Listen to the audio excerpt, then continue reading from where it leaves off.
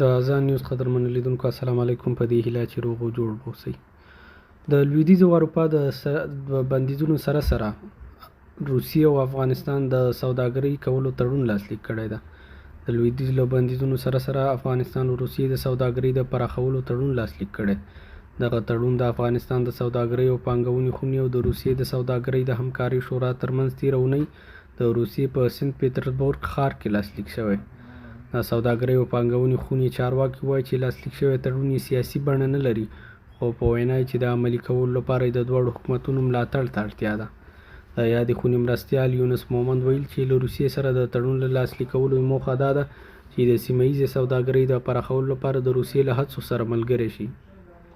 نوموړي رسنیو ته ویلي چې د لویدیځ بندیزونو په سرخوږۍ اخته کړي، خو دوی هم لاس تر زنې نه دي ناست.